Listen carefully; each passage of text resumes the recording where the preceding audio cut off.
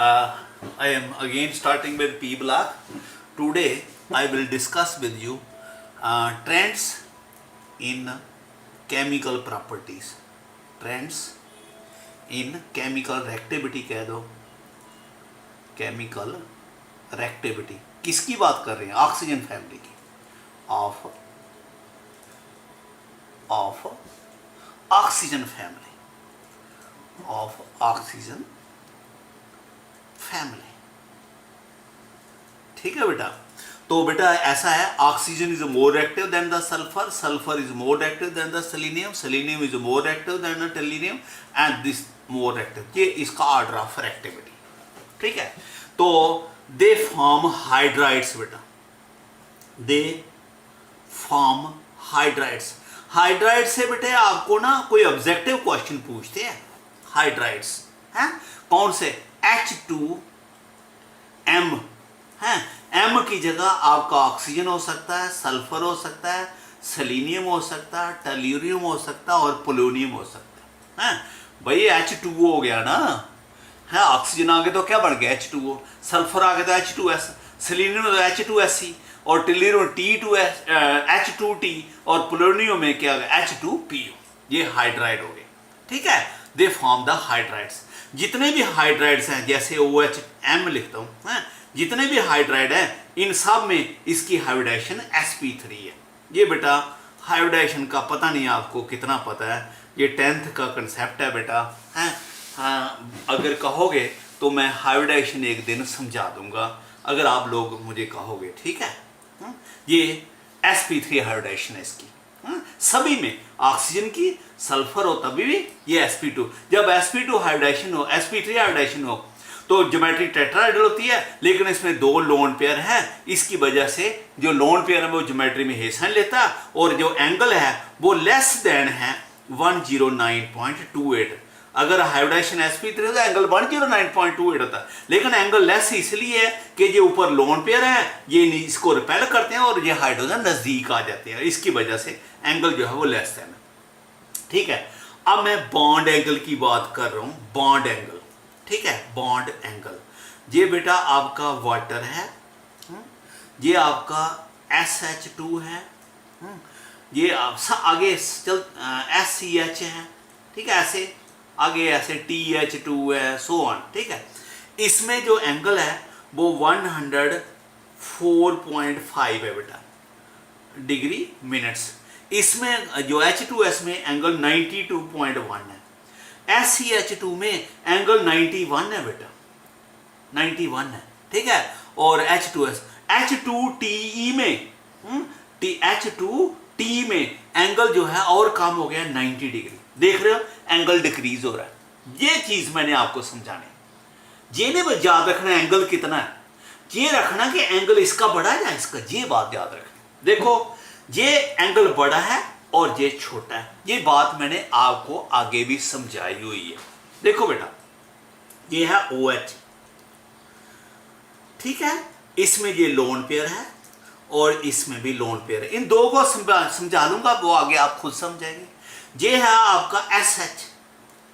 ये SH के मैंने हाइड्रोजन जो है लंबे डाले हैं, ये जानबूझ के डाले, इनकी लेंथ ज्यादा है। और S में भी ये इसके दो लोन पेयर है। होगी बात। इसमें भी लोन पेयर है, इसमें भी लोन पेयर है, दोनों में है। और इसमें ऑक्सीजन की इलेक्ट्रोनेगेटिविटी हायर है बेटा। जब ऑक्सीजन की इलेक्ट्रोनेगेटिविटी हायर है तो जो हाइड्रोजन और ऑक्सीजन के बीच में इलेक्ट्रॉन है वो ऑक्सीजन अपनी ओर खींच लेता है। ठीक है। क्योंकि जिसकी इलेक्ट्रोनेगेटिविटी ज्यादा होता है, सल्फर की इलेक्ट्रोनेगेटिविटी ज्यादा है हाइड्रोजन से, लेकिन ऑक्सीजन के कंपैरिजन में कम है, इसलिए वो लोन पेयर थोड़ा दूर रहता है बेटा, वो इतना पास नहीं खींचता है। ऑक्सीजन ज्यादा नजदीक खींच लेता है, सल्फर का दूर रहता है, सेलेनियम का और दूर रहता है, टेल्यूरियम का और। समझा गई? अब देखो नजदीक जाने की वजह से लोन पेयर एक दूसरे के नजदीक आ गए। नजदीक आने से इनके बीच में क्या होगी? रिपल्शन। और रिपल्शन की वजह से हालांकि लोन पेयर ऊपर से दबा रहे हैं, लेकिन ये रिपल्शन होने की वजह से एंगल इतना हो गया। सल्फर में ये लोन पेयर जो है, ये जो बॉन्डिंग पेयर है, सारी ये बॉन्डिंग पेयर जो है ये इसके नजदीक नहीं, ये थोड़े दूर आ गए। दूर आने से ये एक दूसरे से दूर चले गए। थोड़ा और दूर लिखता हूं ताकि आपको बात समझ आ जाए। ये दूर चले गए, दूर जाने की वजह से इनमें रिपल्शन कम होगी। जब रिपल्शन कम होगी, ऊपर वाली रिपल्शन तो उतनी ही है ना, है ऊपर दूर आ गए ना, दूर जाने से लो एंगल है तो रिपल्शन कम होगी, ऊपर से रिपल्शन उतनी है, वो उसको नजदीक करेंगे। कब तक? जब तक ये रिपल्शन और ये रिपल्शन बराबर है, तो ये नजदीक आ जाते हैं और एंगल कम हो जाता है। मेरी बात समझेंगे नहीं है? ये लोन पेयर दूर आ गए, दूर आने से इनके बीच में रिपल्शन कम होगी, कम होने की वजह से नजदीक आ गए, और ऊपर वाली रिपल्शन उतनी ही है, वो ज्यादा, वो उतनी फोर्स से करेगा। ये नजदीक आ गए, नजदीक आने से एंगल कम हो गया। ये एक दूसरे को ज्यादा रिपेल कर रहे हैं, एंगल बड़ा हो गया। तो इसकी वजह से एंगल जो है वो लगातार क्या हो रहा है? डिक्रीज हो रहा है। Now boiling point, boiling point, जो बॉइलिंग पॉइंट है ना बेटा, उसमें ऐसा है, वाटर का बॉइलिंग पॉइंट 373 केल्विन है, ठीक है, 100 डिग्री सेल्सियस। और H2S का बॉइलिंग पॉइंट पता है कितना है? 213 है। और H2SC का कितना है पता ही? वो है H2SC का 232। और H2TE का कितना है? 269। देखो जहां से लेकर लगातार बढ़ रहा है, ये 230, 232 एंड 2 बढ़ रहा है। बॉइलिंग पॉइंट लगातार इंक्रीज कर रहा है, इंक्रीजिंग, जहां से जहां इंक्रीज कर रहा है। पता है क्यों? ये केमिस्ट्री का एक बेसिक रूल है, नहीं पता तो आज से याद कर लो। जितना मॉलिक्यूलर मास ज्यादा हो उतना बॉइलिंग पॉइंट ज्यादा होता है। इसका सल्फर का मॉलिक्यूलर मास H2 तो सब में सेम है, सल्फर का एटॉमिक मास कम है, सिलीनियम का उससे ज्यादा है, टेल्यूरियम का उससे ज्यादा है। इसका मॉलिक्यूलर मास कम बना, इसका उससे ज्यादा बना, इसलिए इनका मेल्टिंग बॉइलिंग पॉइंट लगातार क्या हो रहा है? इंक्रीज। या मेरी बात सुन रहे? More is the molecular mass, higher is the boiling point. अब कहेंगे सर यहां क्यों नहीं हुआ? यहां इसलिए नहीं हुआ कि वाटर में हाइड्रोजन बॉन्डिंग होती है, याद रहे नहीं? अरे इस हाइड्रोजन इसमें नहीं, इनमें नहीं होती। हाइड्रोजन बॉन्डिंग सिर्फ 3 एलिमेंट ही बनाते हैं, oxygen, fluorine and neon, nitrogen, sorry, oxygen, fluorine and nitrogen. जहां जो H ऑक्सीजन के साथ बॉन्डेड है, जहां जो H फ्लोरीन के साथ बॉन्डेड है, जहां जो H नाइट्रोजन के साथ है, वही H के ऊपर पॉजिटिव चार्ज जाता है, और वही H पॉजिटिव दूसरे मॉलिक्यूल के नेगेटिव से अट्रैक्ट होता है और नया बॉन्ड बनता है। जे भी बना लेता है, जे भी बना लेता है। इसकी वजह से जो वाटर के मॉलिक्यूल हैं उनके बीच में अट्रैक्शन बढ़ जाती है। अट्रैक्शन बढ़ने की वजह से इसका बॉइलिंग पॉइंट बढ़ गया। अगर हाइड्रोजन बॉन्डिंग नहीं होती तो इसका बॉइलिंग पॉइंट इससे भी कम होना था, तो पानी पीने को नहीं मिलना था। क्या नेचर है देखो, 213 से ये जैसे इधर बढ़ रहा है, इधर कम हो रहा है, इससे कम होता तो आज वाटर गैस होती है। लेकिन अगर वाटर आज लिक्विड है तो because of hydrogen bonding. Boiling point की बात होगी। एसिडिक नेचर, वाटर एसिडिक नहीं है, वाटर लेस एसिडिक है then the H2S। H2S less acidic है then the H2SC, less acidic है देन द H2T। आप कहेंगे सर क्या? पोलोनियम की बात जरा कम करते हैं, पोलोनियम रेडियो एक्टिव है इसलिए उसके ज्यादा कंपाउंड की स्टडी नहीं होती। समझाइए मेरी बात? ये एसिडिक का आपको मालूम है, ये और H का बॉन्ड है, और लास्ट में लिखता हूं इसका, ये TEH का बहुत लंबा बॉन्ड है। आपको मालूम है ये बॉन्ड लेंथ छोटी है, बॉन्ड लेंथ छोटे होने से बॉन्ड स्ट्रांग होता है। बॉन्ड स्ट्रांग होता तो H को आप निकाल नहीं सकते जहां से।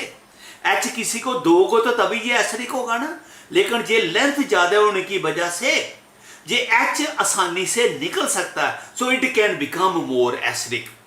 तो वाटर एसिड न्यूट्रल है, एम्फोटेरिक है बेसिकली, तो ये एसिडिक। इसकी आगे बात acidic strength. Thermal stability, thermal stability का मतलब है कि अगर हम इसको हीट करें तो ये कितना स्टेबल हो सकता है? वाटर सबसे ज्यादा स्टेबल है। क्यों?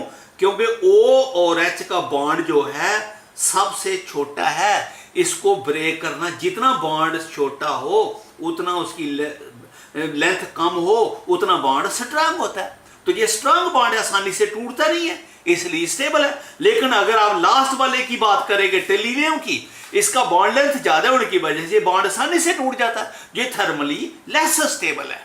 मेरी बात समझे? तो थर्मल स्टेबिलिटी जो है वो थर्मल स्टेबिलिटी का ऑर्डर ये है, water is more thermal stable than the H2S, more stable than the H2SC, more stable than the H2TE. This is thermal stability.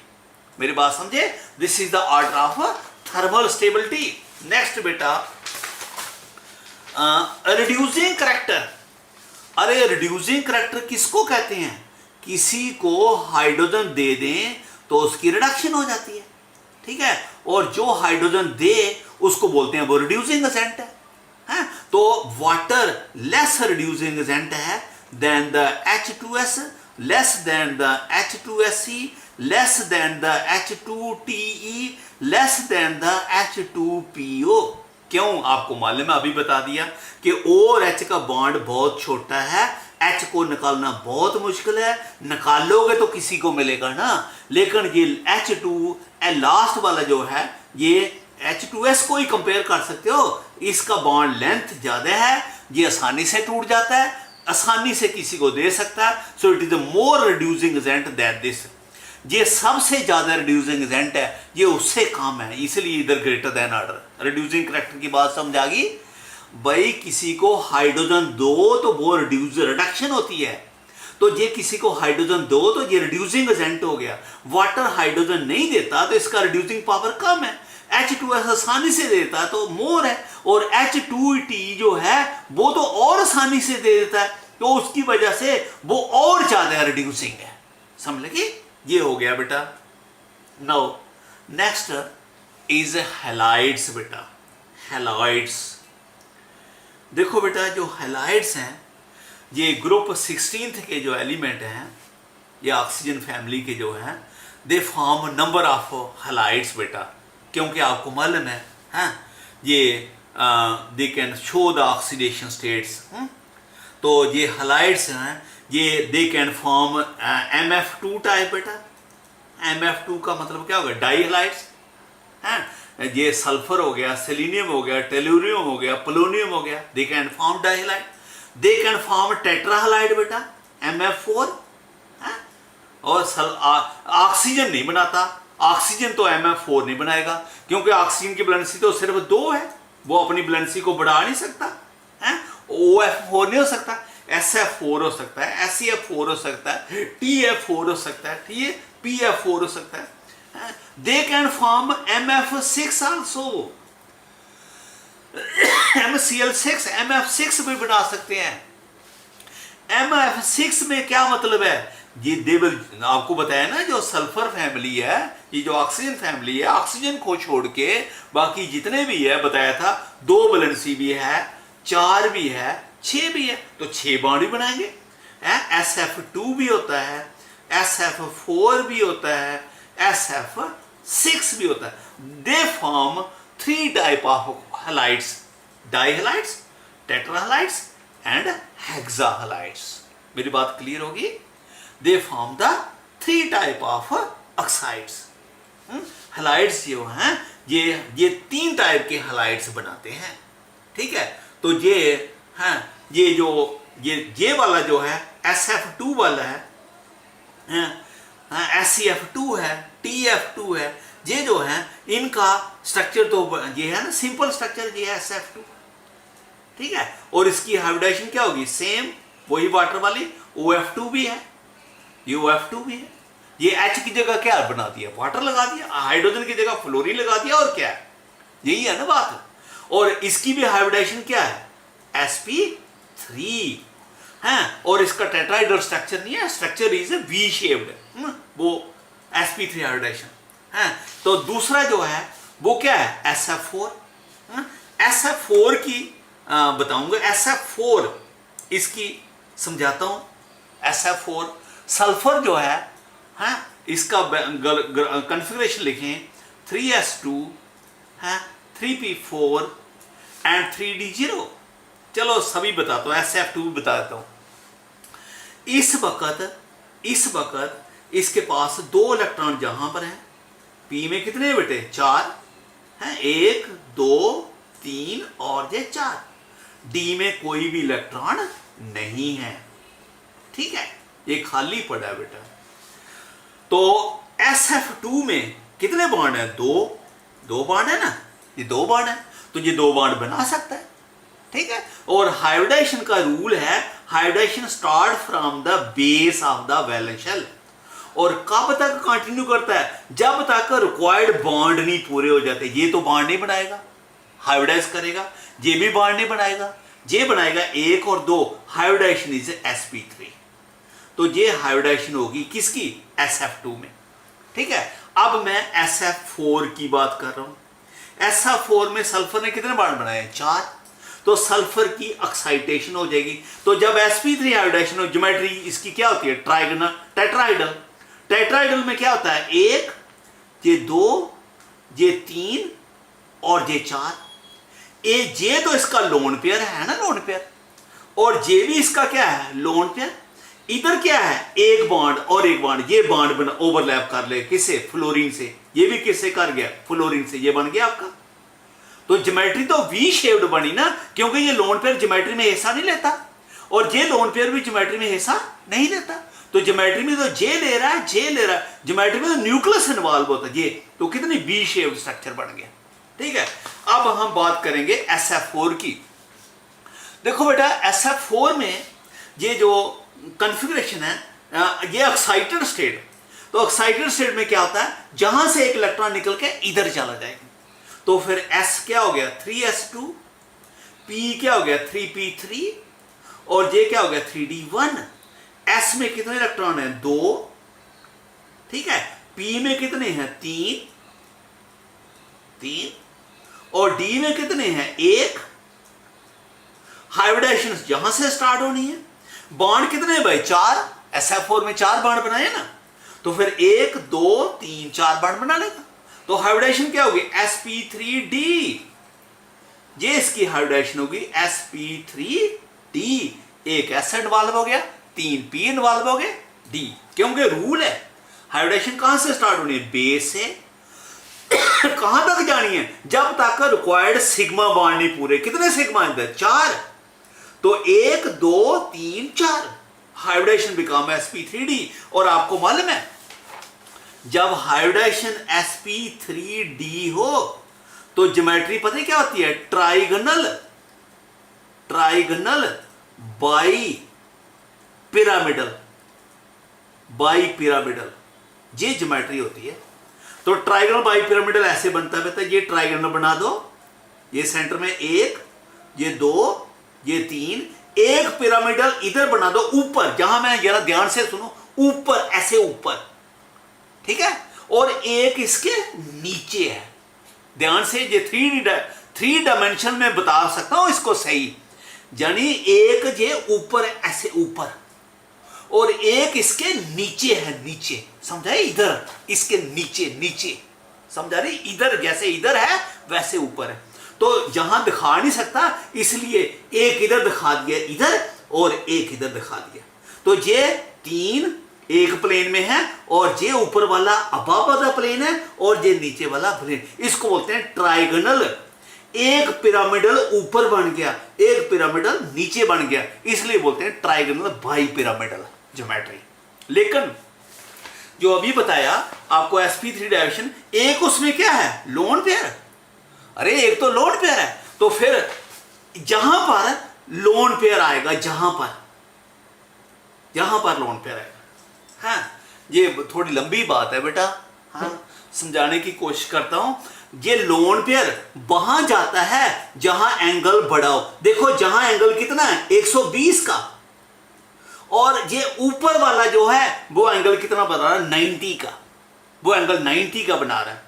तो अगर ये लोन पेयर इधर आएगा तो इसका, ये इनके नजदीक है, इसको रिपल्शन ज्यादा लगेगी। लेकिन अगर लोन पेयर इधर डालता हूं तो ये इससे 120 दूर है, ये भी इससे 120 दूर है, तो फिर इसकी रिपल्शन कम होगी। इसलिए लोन पेयर इधर डाल दो या इधर डाल दो, एक ही बात है। तो जब ये लोन पेयर आ गया तो आपको मालूम है ये ट्राइगोनल तो नहीं रही अब, क्योंकि ये ज्योमेट्री में ये ज्योमेट्री में लोन पेयर हिस्सा नहीं लेता।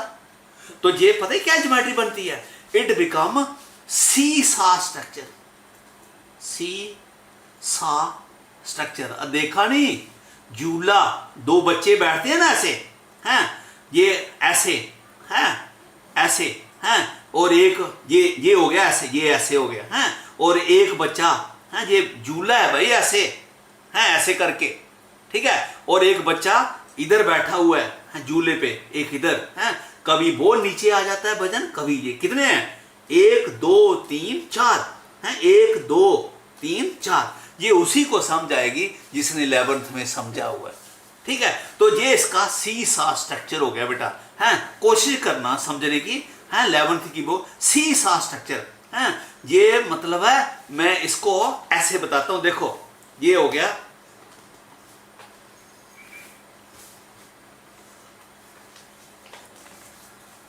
देखो ऐसे समझाने की कोशिश करता हूं। ये है, ये ट्राइगोनल है, ये 3 हो गए ना, ठीक है। और छोटा कर देता इसको, एक्चुअली पढ़ाने के लिए मॉडल चाहिए।